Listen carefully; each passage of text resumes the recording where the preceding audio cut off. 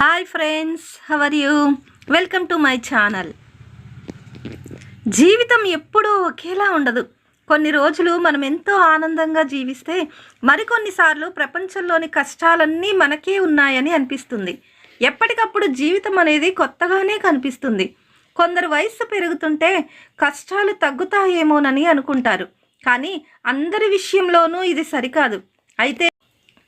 అయితే పెరిగే వయసుతో పాటు ఎన్నో పాఠాలు నేర్చుకుంటూ ముందుకెళ్తాం. ఈ క్రమంలో మనం జీవితంలో కొత్త విషయాలను నేర్చుకునేందుకు, అలాగే భవిష్యత్తులో ఎదురయ్యే సవాళ్లను ధీటుగా ఎదుర్కొనేందుకు కాస్త స్ఫూర్తి అవసరమే. అలాంటప్పుడు జీవితం విలువను, మనల్ని మనం ప్రేమించుకోవాల్సిన అవసరాన్ని, సానుకూలతను పెంపొందించుకోవాలి. ఒక చిన్న మంచి మాట మనలో ప్రేరణ కలిగిస్తుంది. నిరాశావాదంలో కూరుకుపోయిన జీవితంలో ఆశను కలిగిస్తుంది. ఎల్లప్పుడూ మంచి మాటలు వినాలి, సానుకూల ఆలోచనలు చేయాలి. అప్పుడు జీవితం కూడా సరైన దారిలో నడుస్తుంది. కష్టాలనైనా ధైర్యంగా ఎదురొడ్డే శక్తి లభిస్తుంది. మనలో చాలామందికి తమ శక్తి ఏమిటో తమకు తెలియదు. జీవితంలో కష్టాలను చూసి భయపడతారు. తమకు ఏ పని సాధ్యం కాదని భావిస్తారు. ఇంకొకరిలా తమ జీవితం ఎందుకు లేదని మదన పడతారు. మనిషిగా పుట్టటమే ఒక అదృష్టం. మనిషి ఏదైనా సాధించగలడు. నమ్మకం అనేది ఉండాలి. తనను తాను నమ్మాలి. ప్రతి వ్యక్తిలో నిగూఢమైన శక్తి ఉంటుంది, ప్రతిభ ఉంటుంది. వాటిని గుర్తించగలగాలి.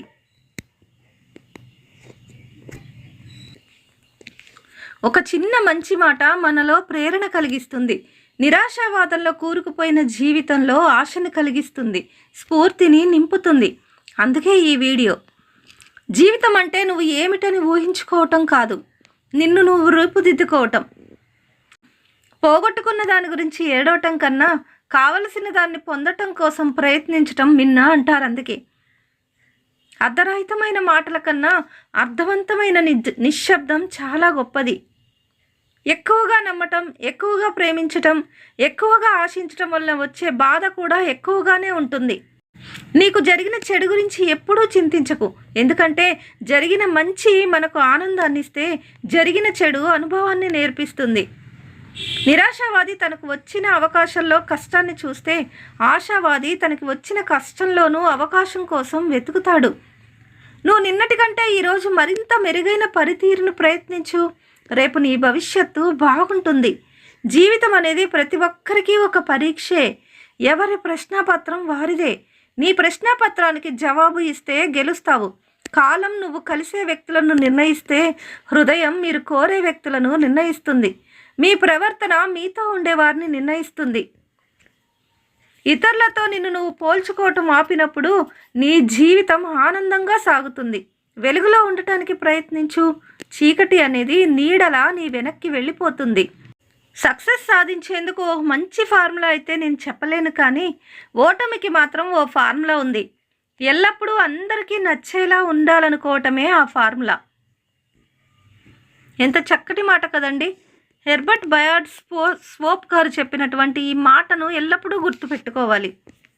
నువ్వు కేవలం ఒక్కసారే జీవిస్తావు, కానీ ఆ జీవితంలో నువ్వు సరైన పనులు చేస్తే ఒక్కసారి జీవించినా చాలు. జీవితంలో కొన్ని విషయాలు గుర్తుపెట్టుకోవటం ఎంత ముఖ్యమో, కొన్ని విషయాలు మర్చిపోవటం కూడా అంతే ముఖ్యం. అందుకే ఉన్నతంగా ఆలోచించటం నేర్చుకోండి.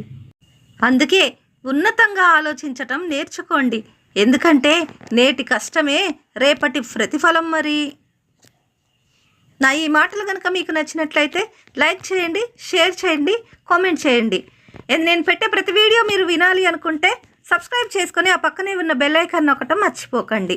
Thanks for watching.